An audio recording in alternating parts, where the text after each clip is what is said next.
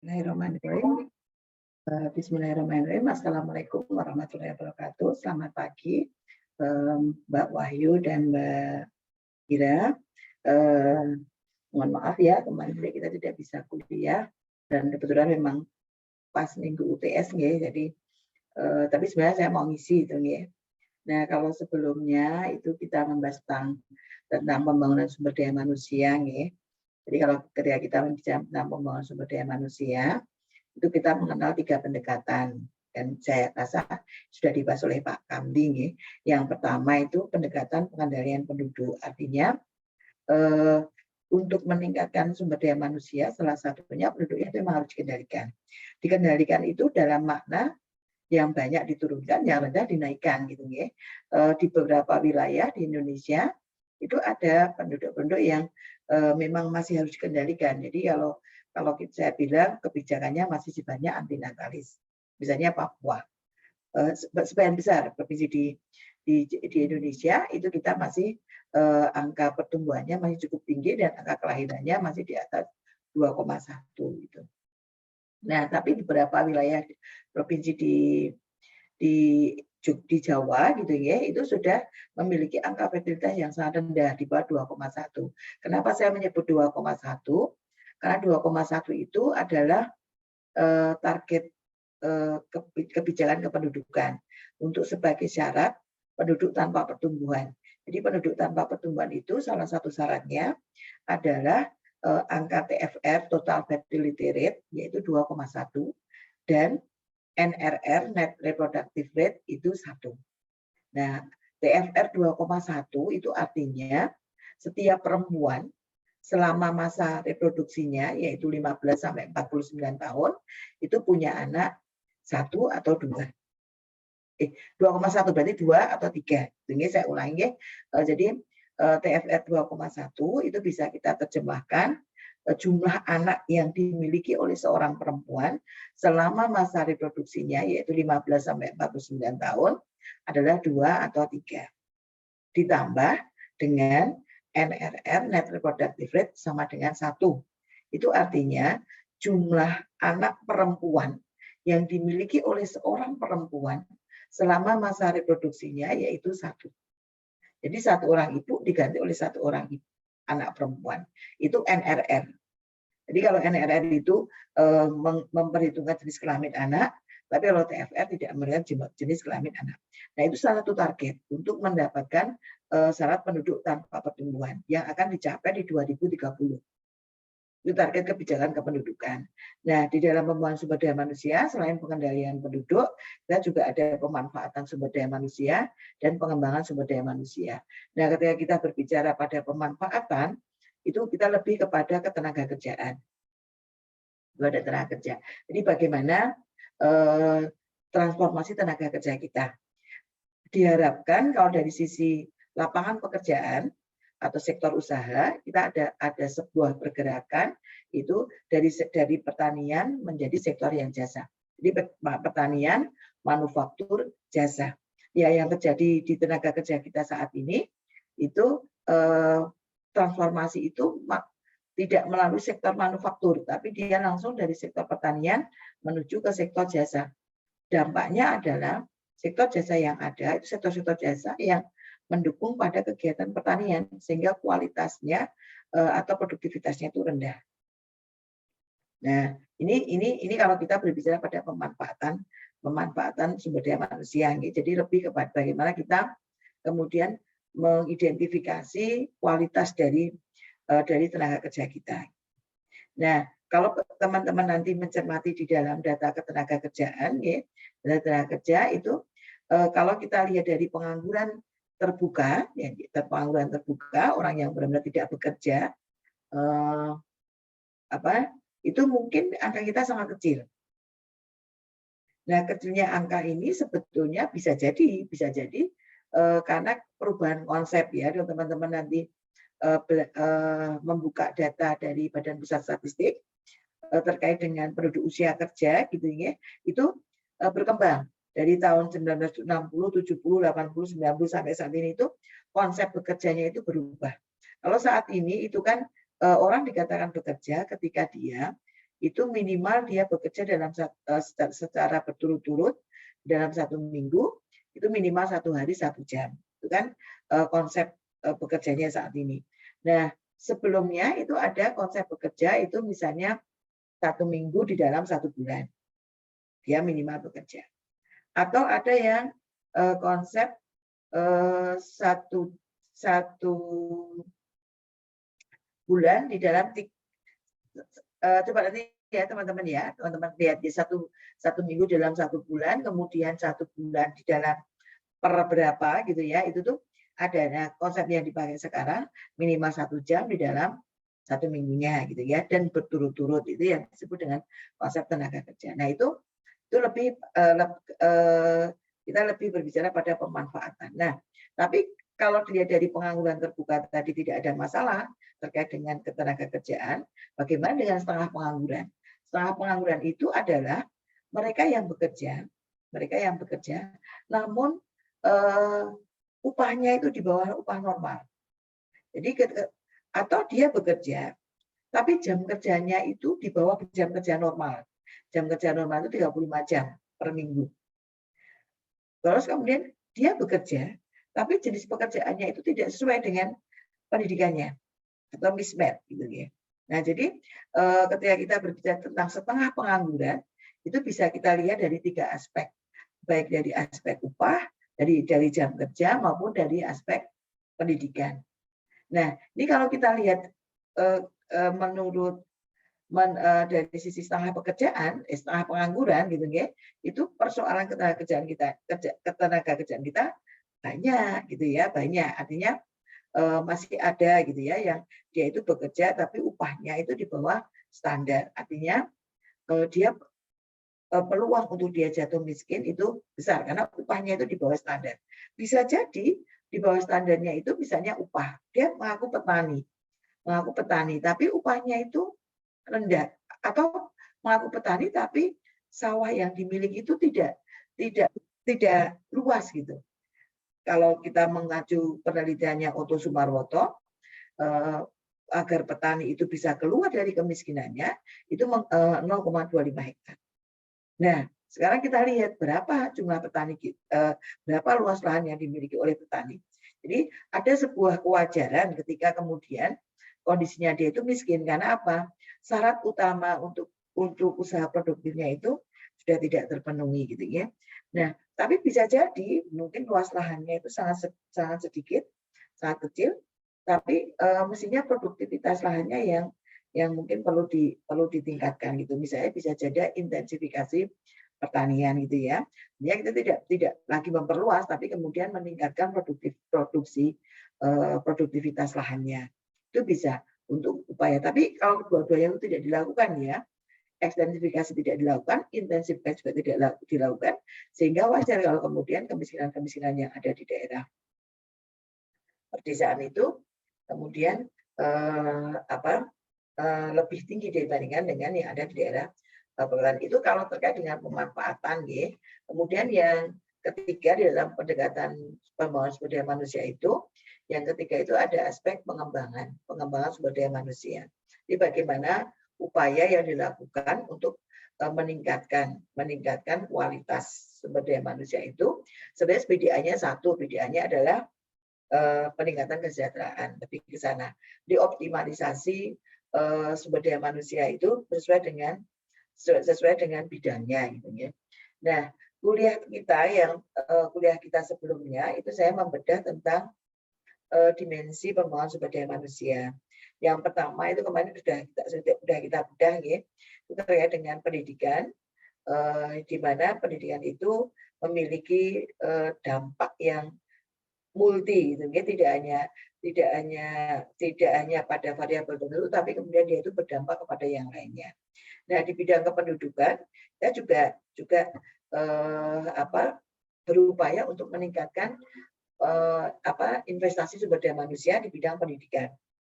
Karena apa? Karena kita tahu banget hampir semua dimensi kependudukan itu dipengaruhi oleh faktor pendidikan, termasuk diantaranya fertilitas ya, fertilitas. Jadi kalau tadi kita ingin menggapai penduduk tanpa pertumbuhan dengan 2,1 tidak hanya sekedar kita itu dengan program yang berkaitan langsung dengan fertilitas, yang diintervensi adalah variabel antaranya, tapi kita juga berupaya untuk meningkatkan variabel sosial ekonominya, utamanya itu pendidikan.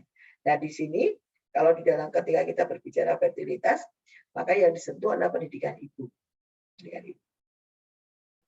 Kemarin yang kita sampaikan ya, di banyak teori fertilitas itu disampaikan bahwa pendidikan ibu itu akan berpengaruh terhadap persepsi ibu terkait dengan kelahiran. Berapa jumlah anak yang harus dimiliki itu kemudian akan mempengaruhi persepsi ibu terhadap jumlah anak yang dimiliki tadi. Nah, ketika ibu itu memiliki persepsi negatif terhadap jumlah anak, diharapkan kemudian dia akan menjadi antinatalis. Nah, itu yang terjadi di negara-negara maju saat ini. Karena mereka itu sumber daya manusianya bagus, sehingga mereka itu kemudian kehadiran anak itu bisa menjadikan beban bagi mereka. Artinya kemudian anak itu punya nilai negatif bagi perempuan-perempuan yang kemudian bekerja. Sehingga program keluarga berencana yang dicanangkan di sana itu tersambut dengan baik. Bahkan untuk saat ini terkait dengan pengendalian penduduk, mereka ada upaya untuk meningkatkan jumlah kelahiran, karena kelahiran yang sangat terlalu rendah. Tapi itu juga tidak mudah. Karena apa? Karena yang si perempuan itu sendiri sudah punya persepsi bahwa anak adalah nilainya negatif. Ketika anak sudah punya nilai negatif, maka kemudian tidak mudah, meskipun sudah diberi insentif dan sebagainya, keputusan untuk memiliki anak sangat susah sekali. Sehingga transisi demografi yang terjadi di dalam teori transisi demografi itu, begitu kemudian angka fertilitasnya itu turun di beberapa negara maju, dia cenderung akan turun terus. Cenderung akan turun terus ya. Kecuali mungkin ada di dinamika yang level rendah, tapi dia tidak akan mungkin untuk naik lagi. Karena apa? Karena memang persepsinya dia tadi yang diintervensi itu beyond fertilitasnya, sehingga sangat susah untuk menyuruh orang untuk kemudian pronatalis lagi gitu ya. Itu sangat susah karena yang terutama yang diintervensi adalah perempuan tadi dari sisi pendidikan. Yang kedua, kemarin saya mendiskusikan tentang teorinya Bloom ya, terkait dengan derajat kesehatan gitu ya, bagaimana kemudian derajat kesehatan itu didekati dengan menggunakan teorinya Bloom yang dipengaruhi oleh 4 aspek gitu ya, ada perilaku, ada lingkungan, kemudian ada sarana prasarana dan biomedis. Nah, di antara 4 faktor menurut Bloom tadi, faktor perilaku itu faktor yang paling menentukan terjadinya derajat kesehatan masyarakat. Nah, di situ saya juga membahas tentang indikator kependudukan yang dipakai untuk mengetahui tentang derajat kesehatan. Ya.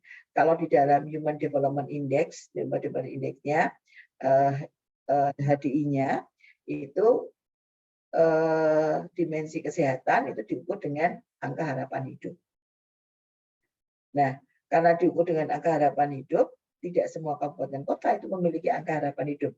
Karena angka harapan hidup itu merupakan dimensi di mana perhitungannya secara tidak langsung. Jadi tidak kemudian kita punya angka terus kemudian kita bisa menghitung angka harapan hidup, tapi itu perhitungan yang tidak langsung gitu. Jadi kita harus membutuhkan yang namanya tabel kematian, life table gitu ya. Baru kemudian kita bisa menentukan berapa angka harapan hidup di sebuah wilayah. Nah, kemudian yang ketiga ini yang ingin kami diskusikan yaitu terkait dengan dimensi ekonomi. Kalau di dalam Human Development Index yang disebut dengan dimensi ekonomi tadi diukur dengan kalau yang kajiannya makro itu diukur dengan produk nasional bruto. Nah, produk nasional kalau dulu ukurannya adalah produk domestik bruto. Nah, teman-teman pastinya paham ya bedanya antara nasional bruto dan domestik bruto. Gitu. Kalau nasional bruto itu pendapatan di dalam negeri, pendapatan warga negara Indonesia dengan mempertimbangkan menghitung pendapatan-pendapatan yang dari negara lain yang dimiliki oleh warga negara Indonesia. Kalau produk domestik bruto itu hanya menghitung bagaimana pendapatan BNI yang ada di dalam negeri saja. Jadi benar-benar kekuatan yang ada di dalam negeri. Nah, itu sudah mengalami pergeseran ya. Sudah mengalami pergeseran jadi dari PDB menjadi PNB gitu ya. Nah, cuma kalau di dalam kajian yang lingkupnya lebih kecil, indikator ekonomi itu biasa menggunakan pengeluaran. Nah, pengeluaran itu kemudian diperbandingkan dengan sebuah standar gitu ya, sebuah standar. Misalnya kalau sebentar. Misalnya kalau kita yang sekarang itu sedang dibahas yaitu tentang kemiskinan yang ekstrim gitu ya, kemiskinan ekstrim yang dikeluarkan oleh Kemenko PMK ya, bahwa kemiskinan ekstrim itu merupakan kondisi ketidakmampuan masyarakat dalam memenuhi kebutuhan dasarnya. Nah, kebutuhan dasar itu apa? Yaitu ada makan, air bersih, sanitasi layak, kesehatan, tempat tinggal, pendidikan, dan akses informasi. Jadi di sana ada indikator air bersih. Jadi untuk mengukur kemiskinan tadi tidak hanya ditekankan kepada kemampuan ekonomi saja, tapi termasuk kemampuan untuk mendapatkan layanan air bersih, sanitasi layak. Ini yang perlu dicatat. Jadi kemiskinan ekstrim tadi tidak hanya dilihat dari aspek ekonomi saja, tapi juga meliputi aspek yang non ekonomi. Nah, yang kemudian ini menjadi concern juga di sini ada akses informasi, gitu ya. Di dalam akses informasi itu diharapkan sebetulnya masyarakat miskin itu meskipun dia tinggal di daerah yang remote, daerah-daerah terbelakang, tapi informasi itu diharapkan dia bisa mengakses. Makanya kenapa sebelum adanya konsep kemiskinan ekstrim itu, pemerintah itu memberikan bantuan yang disebut dengan bantuan bersyarat, bantuan bersyarat atau PKH. Nah, bantuan bersyarat itu memang juga ditekankan kepada tiga bidang ya, ada bidang pendidikan, ada bidang kesehatan, kemudian ada bidang ekonomi juga. Di bidang pendidikan, penerima manfaat dari bantuan penanggulangan kemiskinan tadi itu harus punya kesadaran untuk selalu menuntut ilmu gitu. Dan dia di dalam sekolah menjadi penting karena dia yang jadi ketika siswa ataupun murid itu tidak hadir di sekolah, tidak datang gitu, absen gitu ya, itu bantuannya itu akan terpotong gitu. Karena apa? Misi yang ditekankan di sana adalah sebetulnya bahwa pendidikan itu kebutuhan termasuk kebutuhannya orang miskin. Makanya kemudian pemerintah itu memfasilitasi agar orang miskin tetap bisa sekolah. Nah, jadi di dalam program itu masih terbatas pada kuantitasnya. Jadi kehadirannya dia di sekolah, tapi apakah kemudian yang hadir tadi kemudian bisa mengikuti sekolah dengan baik, itu yang belum terlihat. Jadi kualitas output-nya itu belum terlihat. Nah, yang bidang kesehatan juga, kesadaran mereka untuk mengakses layanan kesehatan. Misalnya ketika dia hamil, dia datang ke posyandu, ketika dia hamil, dia datang ke puskesmas. Itu upaya-upaya untuk menjaga kesehatan. Artinya apa? Jadi yang namanya orang miskin tidak boleh sakit gitu. Ada jaminan bahwa dia itu ketika dia hamil dia bisa melahirkan dengan sehat gitu. Nah, kondisi-kondisi ini kalau kemarin saya juga mendengar dengan teman-teman itu dengan menggunakan teorinya Mosley dan Chen, bahwa di sana faktor ibu memang yang paling mempengaruhi ya, dianggap berpengaruh terhadap penurunan angka kematian bayi gitu kan, dan kematian ibu karena melahirkan. Nah, itu ya, jadi itu salah satu upaya dari pemerintah untuk menurunkan gitu ya, menurunkan angka kemiskinan, tapi tidak dari sisi ekonomi, tapi dari sisi yang non ekonomi gitu. Harapannya sebetulnya di dalam konsep pembangunan sumber daya manusia itu terakhir endingnya adalah memberikan kesempatan masyarakat untuk menentukan pilihan-pilihan hidupnya gitu. Jadi ketika dia sehat, ketika dia terdidik dan dia punya kemampuan ekonomi, dia itu bisa menentukan pilihan-pilihan hidupnya gitu. Nah, saya kembali ke kemiskinan ekstrim ya, yang kemiskinan ekstrim itu sebetulnya dikeluarkan berdasarkan instruksi Presiden nomor 4 tahun 2022 ingin menghapuskan kemiskinan ekstrim. Jadi diharapkan di tahun 2024 ya, atau 2030 itu angka kemiskinan kita itu nol. Artinya benar 2030 ya target dari SDGs bahwa tidak boleh ada orang miskin.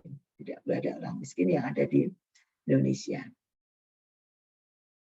Nah, seseorang yang dikatakan punya kemiskinan ekstrim itu jika biaya kebutuhan hidup sehari-harinya berada di bawah garis kemiskinan ekstrim atau setara dengan 1,9 purchasing power parity.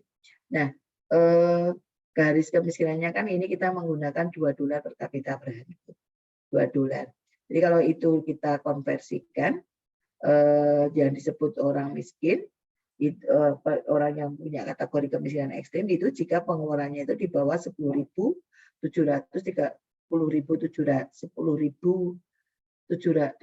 rupiah lah, sekitar seperti itu, atau 11.000.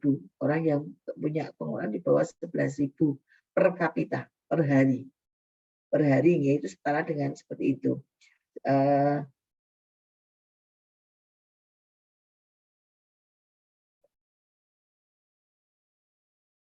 Jadi itu yang terkait dengan ekstrim. Jadi kalau kita berbicara, karena kan sekarang yang sedang didengung-dengung ada kemiskinan ekstrim ya, kalau teman-teman ya, dan itu lagi yang disebut dengan kemiskinan ekstrim tadi. Ingat teman-teman, setelah HDI ya, setelah Human Development Index itu, pengukuran kemiskinan itu tidak hanya terbentur kepada persoalan ekonomi saja, tapi indikator kemiskinan sudah mencakup kepada ukuran-ukuran yang sifatnya non ekonomi. Nah, namun demikian saya ingin juga sedikit memberikan pemahaman kepada teman-teman ketika Badan Pusat Statistik itu bisa mengkategorikan siapa miskin, siapa tidak miskin, yang didasarkan pada garis kemiskinan. Yang disebut dengan garis kemiskinan itu adalah sebuah formula ya, sebuah formula yang dia itu di dasar perhitungannya adalah pengeluaran, baik itu pengeluaran pangan maupun pengeluaran non pangan. Sehingga bisa jadi garis kemiskinan itu berbeda-beda antar wilayah, berbeda-beda karena disesuaikan dengan rata-rata atau kemampuan daya beli masyarakat yang ada di sana di sebuah wilayah. Nah, tapi apapun yang terjadi, nilai dari garis kemiskinan itu sendiri sudah mengalami perkembangan. Kalau teman-teman lihat, jadi coba ini teman-teman berusaha coba cek data dari teman-teman kunjungi BPS.go.id, BPS.go.id. Di situ garis kemiskinan itu naik terus. Garis kemiskinannya ya naik terus. Artinya untuk mengkategorikan orang miskin itu memang naik. Atau dengan kata lain berarti yang namanya orang miskin itu tidak akan pernah habis. Ya kan? Karena garis kemiskinan itu dihitungnya didasarkan kepada kondisi yang ada di masyarakat. Ya, dia itu akan ini. Dan sekarang pertanyaannya bagaimana kita itu akan menggapai sasaran SDGs yang zero accident, gitu, tidak boleh ada orang miskin, tidak boleh ada kelaparan di tahun 2024 kalau SDGs. Nah, targetnya juga 2030 itu target SDGs-nya. Nah, kalau garis kemiskinan itu kemudian mengalami peningkatan, ukuran kita yang kemudian untuk mengetahui kualitas dari orang miskinnya tadi, BPS itu punya indikator lain namanya kedalaman kemiskinan. Jarak rata-rata pendapatan orang miskin dengan garis kemiskinan. Nah, kalau kemudian jaraknya itu terlalu lebar, itu berarti kondisinya kurang bagus. Diharapkan jaraknya itu berdekatan dengan garis kemiskinan. Artinya sebenarnya kemiskinannya tidak kemudian parah karena dia itu ada di bawah. Nah, kemudian ada juga indikator keparahan kemiskinan. Keparahan kemiskinan itu adalah variasi pendapatan orang di antara orang miskin. Di antara orang miskin itu kemudian gap-nya itu seberapa besar. Kalau di antara orang miskin sendiri juga punya jarak, itu yang kemudian sangat tidak diinginkan ya. Jadi kalau bisa di antara orang miskin juga pendapatannya kemudian tidak pengeluarannya tidak kemudian berbeda. Nah, ini persoalan yang ketiga, itu persoalan di mana yang terjadi di negara kita ya, yang memang susah di beberapa wilayah itu, yaitu Gini ratio. Gini ratio itu ketimpangan pendapatan antara orang miskin sama orang kaya. Pertanyaannya adalah, apakah jadi gapnya, jadi perbedaan pendapatan antara orang miskin dan orang kaya. Sebetulnya yang orang miskin pun, kalau teman-teman lihat tadi, garis kemiskinan sudah mengalami peningkatan. Artinya berarti kualitas orang miskin pun juga sudah mengalami peningkatan. Jadi pengeluarannya orang miskin juga sudah meningkat gitu. Cuma ketika kemudian Gini rasionya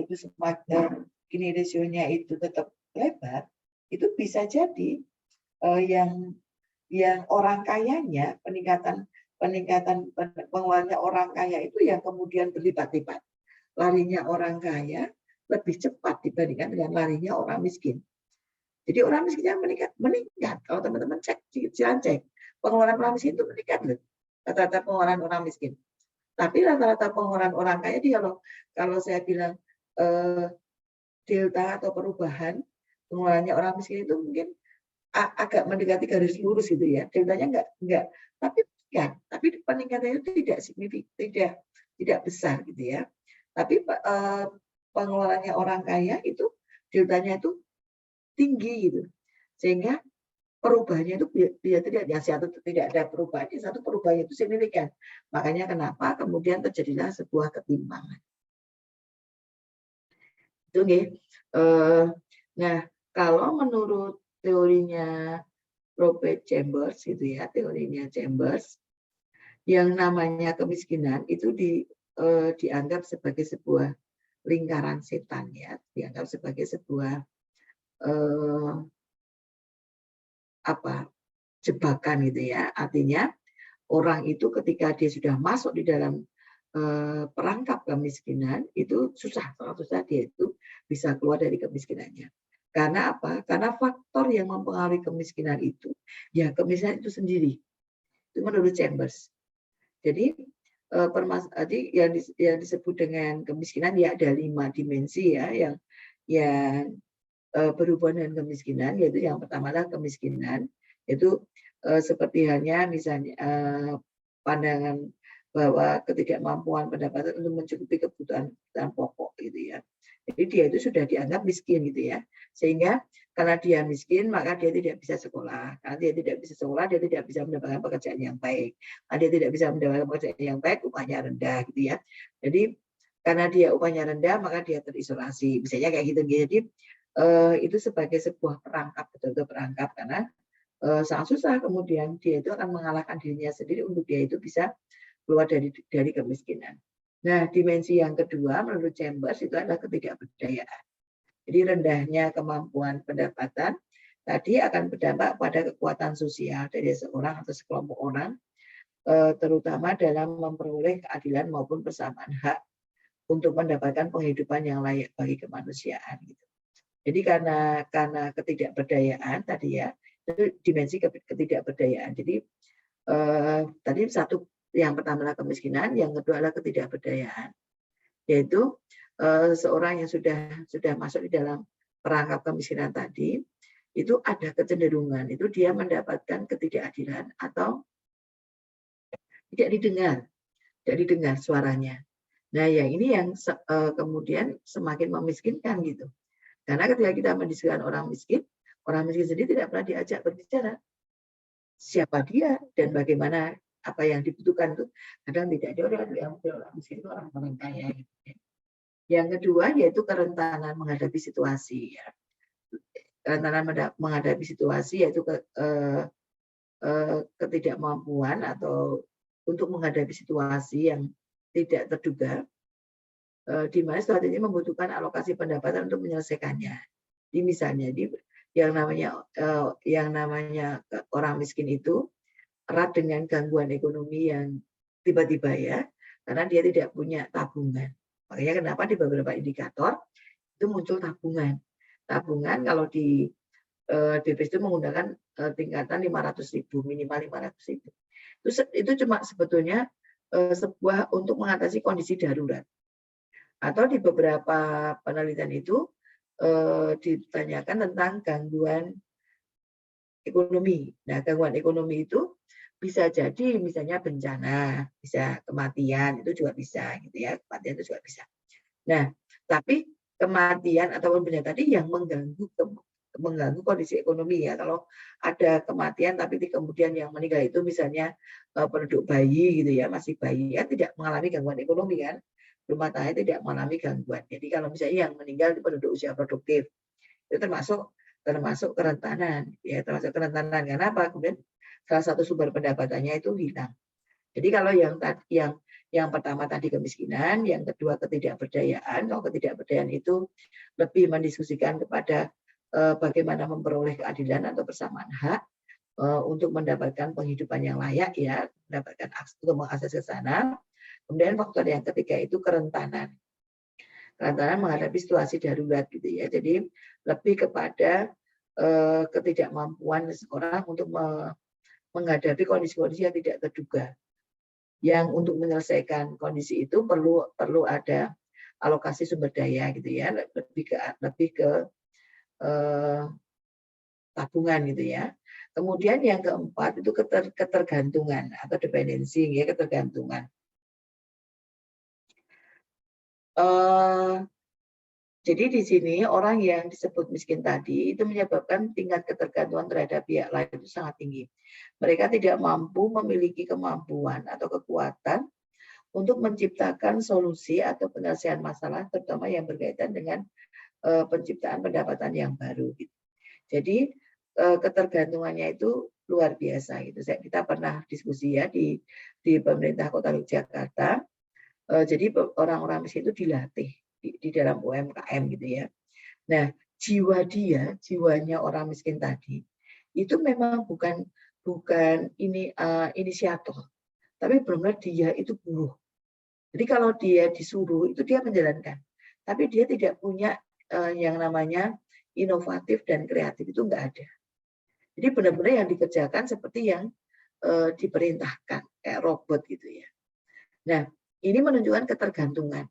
Jadi kalau tadi saya mencontohkan adanya program PKH dengan pendidikan itu diharapkan sebetulnya dengan adanya di mana orang miskin itu tetap mengakses layanan pendidikan, itu diharapkan itu orang miskin itu juga punya kreativitas. Bantuan kartu prakerja. Mereka itu sebelum mendapatkan bantuan ekonomi itu diharapkan ikut pelatihan dulu. Ikut pelatihan. Kenapa? Karena mereka itu punya kreativitas, dia punya keterampilan, punya pengetahuan bagaimana untuk mencari alternatif pendapatan baru. Nah, ini tidak gitu ya. Tidak. Jadi orang miskin itu tadi kemudian lebih menggantungkan dirinya dengan orang lain gitu atau pihak lain. Bisa jadi seperti itu ya. Misalnya makanya kan kenapa kemudian di dalam bantuan-bantuan itu salah satunya ada bapak angkat, bapak asuh gitu ya. Kemudian yang kelima, faktor yang kelima menurut Chambers itu adalah keterasingan. Jadi dimensi keterasingan seperti yang dimaksud dalam Chambers adalah faktor lokasi yang menyebabkan seorang atau sekelompok orang menjadi miskin. Jadi keterasingan ini lebih kepada akses geografis. Pada umumnya masyarakat yang disebut miskin ini berada pada daerah yang jauh dari pertumbuhan ekonomi. Hal ini dikarenakan sebagian besar masalah kesejahteraan lebih banyak terkonsentrik di pusat-pusat pertumbuhan ekonomi, misalnya seperti di perkotaan gitu ya. Masyarakat yang tinggal di daerah terpencil sulit dijangkau oleh masalah kesejahteraan, relatif memiliki taraf hidup yang lebih rendah sehingga kondisi ini menjadi penyebab adanya kemiskinan gitu ya, jadi keterasingan. Jadi lebih kepada aspek geografis gitu ya, aspek geografis. Jadi itu menurut Chambers ya. Jadi kalau menurut Chambers itu ada 5 tadi ya, ada 5 dimensi untuk ketika kita membicarakan orang kemiskinan. Yang dimensi yang pertama adalah tentang kemiskinan itu sendiri, kemudian yang kedua adalah ketidakberdayaan, lebih kepada bagaimana pemenuhan hak gitu ya untuk penghidupan yang layak. Kemudian yang ketiga adalah kerentanan. Kerentanan tadi terutama ketika ada gangguan-gangguan yang datanya tiba-tiba, dia tidak memiliki kemampuan ekonomi untuk mengatasi kondisi darurat, gitu ya. Kemudian yang keempat adalah ketergantungan, di mana kreativitas dan inovatifnya tidak bisa, karena dia tidak punya tidak punya kemampuan untuk menyelesaikan masalahnya dengan cara menciptakan sumber-sumber pendapatan baru. Gitu. Kemudian yang kelima itu adalah keterasingan atau isolasi. Gitu. Nah, itu menurut Chambers ya. Menurut Chambers tadi kalau kita berbicara tentang indikator orang miskin sendiri itu bisa jadi kayak tadi ya saya sampaikan, kalau misalnya kita berbicara dari sektor pertanian, menurut Otto Sumarmoto indikatornya adalah 0,25 hektar. Itu merupakan batas minimum seseorang itu bisa keluar dari kemiskinan menurut Otto Sumarmoto gitu ya. Nah, kemudian ada juga kemiskinan tadi, kalau yang saya diskusikan dari tadi itu kemiskinan yang diukur secara absolut dengan garis kemiskinan itu ukuran absolut. Jadi kita langsung bisa kemudian menyatakan dia miskin, dia tidak miskin. Nah, tapi ada juga kemiskinan itu yang sifatnya sangat relatif. Kemiskinan relatif itu adalah bagaimana kita itu bisa melihat kondisi ekonominya kita dibandingkan dengan masyarakat yang ada di sekitar kita, atau kita bandingkan dengan kondisi sebelumnya. Nah, Badan Pusat Statistik juga sudah memiliki data tentang kemiskinan yang relatif, yaitu di sana ada peta tentang subjective well-being. Nah, kalau dulu di dalam susunan itu ada kemudian membandingkan kondisi kemiskinan tadi dengan 3 tahun yang lalu. Jadi itu salah satu untuk melihat kondisi kemiskinan yang relatif. Nah, kemiskinan yang relatif tadi itu kadang kalau kita benturkan dengan kemiskinan absolut itu ada beberapa orang yang secara absolut dia itu masuk kategori miskin, tapi dia merasa tidak miskin. Secara subjektif dia merasa tidak miskin. Padahal secara absolut dia miskin. Nah, ini orang miskin yang berdaya gitu ya. Dia orang miskin tapi dia tidak merasa miskin. Sebaliknya, secara absolut ada orang yang dia itu masuk kategori tidak miskin, tapi secara relatif atau secara subjektif dia mengatakan bahwa dia itu miskin. Orang tidak bersyukur karena itu ya. Jadi secara objektif itu berarti hasil perhitungan dengan menggunakan indikator dia masuk kategori tidak miskin. Tapi secara subjektif itu dia masuk kategori yang miskin. Nah, teman-teman bisa kemudian melakukan analisis di sana. Sebetulnya yang parah yaitu memang yang parah adalah orang secara objektif dia masuk kategori miskin, secara subjektif dia juga merasa dirinya miskin gitu. Nah, itu sangat susah sekali karena apa? Tadi salah satu faktor yang mempengaruhi kemiskinan adalah kemiskinan itu sendiri. Nah, kalau dari kemiskinan, kita bisa menggunakan teorinya Lewis ya. Lewis itu melakukan kajian tentang budaya kemiskinan, bahwa yang namanya orang-orang miskin tadi itu memiliki budaya atau memiliki nilai-nilai yang menyebabkan dia itu jatuh dalam miskin gitu. Ini misalnya boros, suka jalan pintas, misalnya suka main lotre gitu ya, atau judi gitu. Kalau tadi di televisi itu saya sebelum berangkat itu ada penggandaan uang gitu ya, ada penggandaan uang. Itu pemikiran-pemikiran pintas itu. Nah, apakah gimana nih kalau kita yang dari sisi kita, kemudian kita melihat kok nggak logis banget ya, kok ada penggandaan uang. Tapi kita juga tidak bisa menyalahkan mereka kok kalau yang diteliti tadi kan kemudian dari menggandakan berakhir dengan kematian gitu ya. Beberapa waktu yang lalu juga ada yang kemudian dari TKI itu kemudian dia dimakamkan gitu ya, berakhir dengan kematian juga. Padahal yang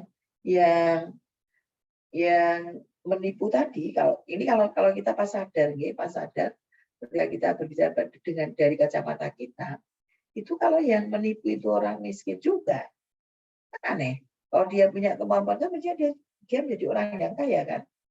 Oh, dia bisa mengadakan uangnya sendiri, artinya dia bisa menjadi orang yang kaya. Nah, ini sebetulnya kita juga tidak bisa kemudian serta-merta menyalahkan mereka kok mereka itu tidak logis, tidak mikir belas gitu kayak itu tuh tidak bisa. Karena memang bisa jadi tingkat pengetahuan atau kemampuan intelektualnya dia memang rendah. Bisa jadi seperti itu. Atau memang dia tidak sekolah, atau dia bersekolah tapi dia tidak punya relasi atau tidak punya konektivitas atau informasi yang banyak sehingga menambah pengetahuannya gitu.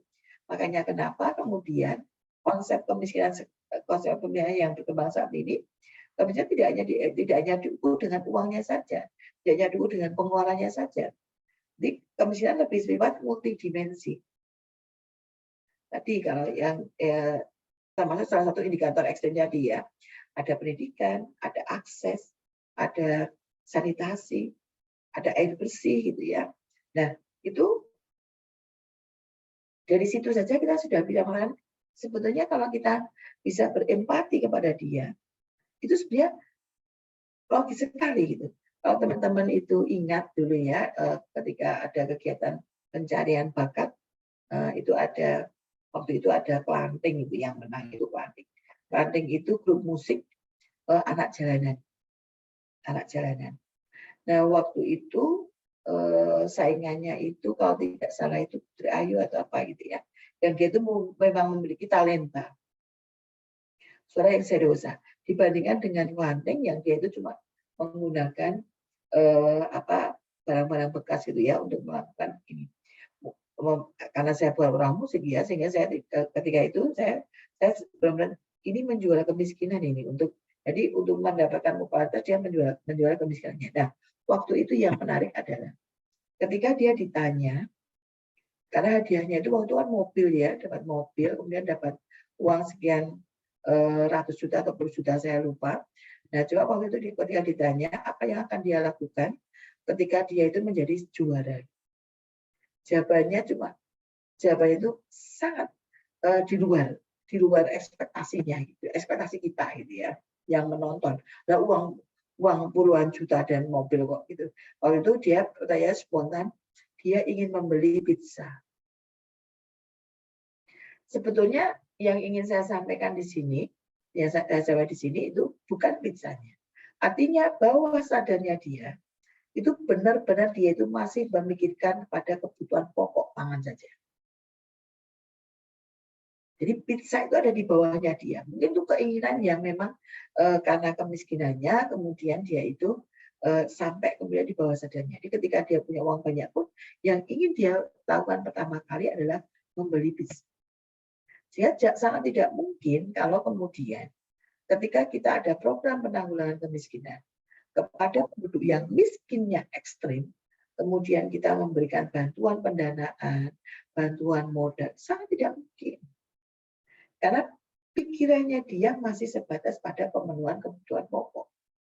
Sehingga untuk berpikir inovatif, kreatif, sangat jauh dari harapan. Yang saya sampaikan, berkali-kali itu diberi pelatihan, tapi tidak netes. Pernah diberi bantuan PKH itu, waktu itu ada wacana apakah PKH mau dihentikan atau tidak. Nah, waktu dan bekerjasama dengan Bank Dunia ya waktu itu. Nah, ketika kita tanya, apakah pendidikan adalah penting gitu ya. Berbeda dengan Yogyakarta ya, berbeda dengan Yogyakarta. Ketika orang kita bertanya dengan orang miskin di Yogyakarta, ketika kita bertanya apakah pendidikan itu penting, itu orang miskin di Yogyakarta pun itu akan mengatakan iya, pendidikan penting. Kenapa? Karena lingkungan yang ada di Yogyakarta itu sudah lingkungan pelajar. Melek, kita melek gitu aja, itu sudah sekolah gitu ya. Sudah banyak anak sekolah. Sehingga mindset yang ada di sini sekolah, sekolah, dan sekolah. Orang miskin sekalipun dia juga akan melihat yang seperti itu. Jadi dia mengatakan pendidikan itu penting. Ketika ditanya, kalau tidak ada bantuan, apakah tetap sekolah? Dia menjawab iya. Kondisi itu tidak terjadi di Sulawesi, di Maluku, tidak. Jadi ketika di Maluku, di Sulawesi, kita waktu kita tanya, apakah pendidikan penting? Dia bilang, penting sekali. Karena posisi dia sedang menerima bantuan pendidikan. Nah, kemudian pertanyaan kita teruskan, kalau seandainya tidak ada bantuan pendidikan, apakah pendidikan itu penting? Jawabannya tidak. Kenapa? Karena lebih baik bekerja daripada sekolah. Gitu ya. Makanya kenapa kemudian pemerintah semakin kencang PKH yang bersyarat. Berarti mau nggak mau orang harus dipaksa untuk sekolah. Ada bidik misi, gitu. Harus dipaksa untuk sekolah. Karena kalau itu kita biarkan, kita lepas, itu tidak ada di dalam pemikirannya dia. Karena pemikirannya dia itu hanya pada pemenuhan kebutuhan dasar pokoknya saja, pangan. Nah, cuma ketika kita dia dalam kondisi yang miskin ekstrim gitu ya. Jadi saya belum melakukan kajian ya, belum melakukan kajian. Cuma dugaan saya kalau yang ini saya sudah melakukan kajian itu waktu itu saya kajiannya itu tentang nilai anak di Gunung Kidul yang sangat rendah sekali. Jadi di keluarga-keluarga di Gunung Kidul itu ketika ditanya itu anak yang tingginya itu berapa? Satu kayak gitu. Dua saja sangat rendah sekali. Di satu. Nah, waktu itu dugaan saya apakah dia itu pernah bermigrasi ya? Jadi dia itu memang tidak terdidik, perempuannya tidak terdidik. Di sana itu rata-rata SMP, SD, SMP, perempuannya, ibunya, istrinya itu SD sama SMP. Nah, berarti kalau dari sisi itu sudah tidak mungkin dia punya pengetahuan yang baik gitu kan. Terus kemudian pekerjaannya petani dan ibu rumah tangga.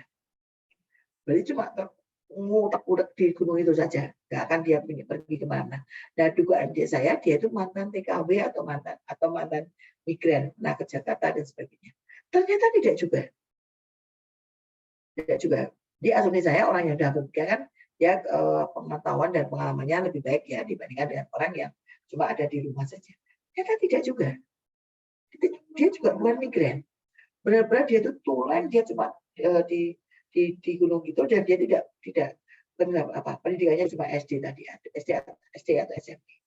Nah, waktu itu kemudian saya tanya apa yang menyebabkan kok tidak ingin punya anak, kok anaknya cuma satu, itu ada apa? Itu ternyata di antara mereka itu dia mengatakan bahwa mereka itu tidak ingin anaknya mengalami kondisi seperti yang dia alami saat ini dalam kemiskinan.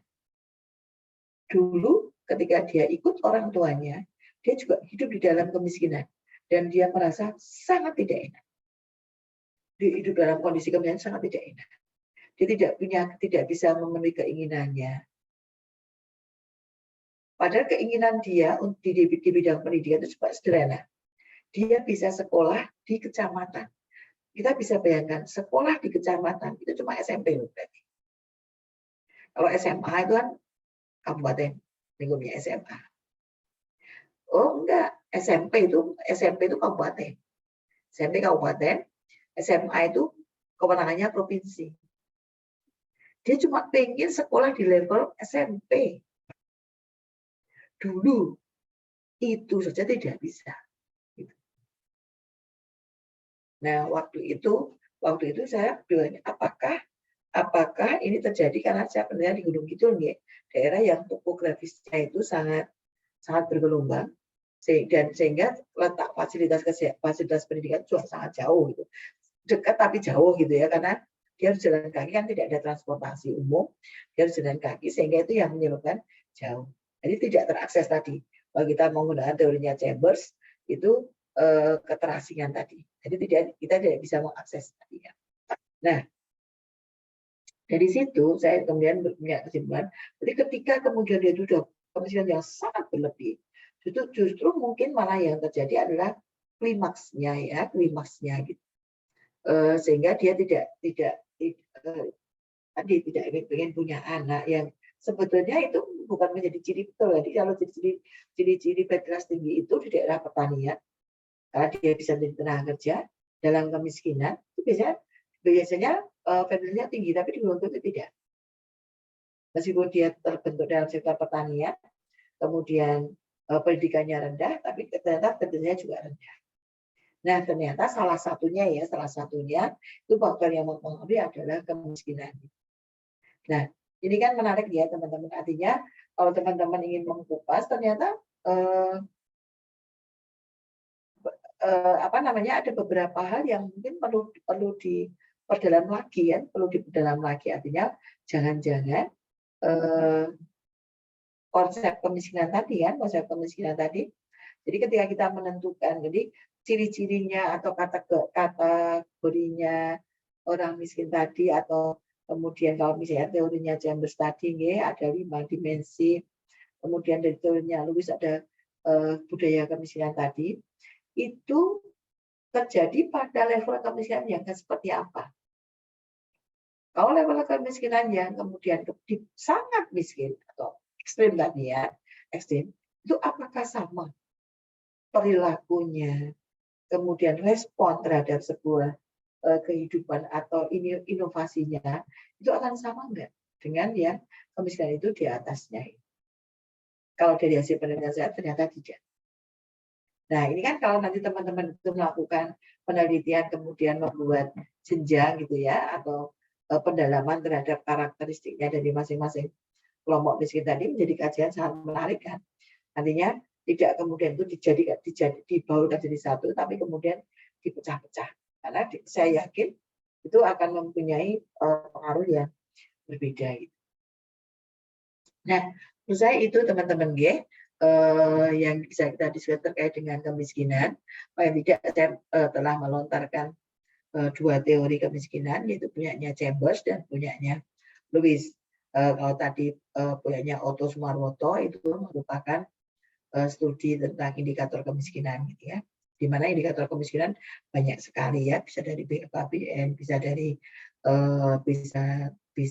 BPS, bisa dari Bank Dunia gitu kan, yang menentukan kategori miskin gitu.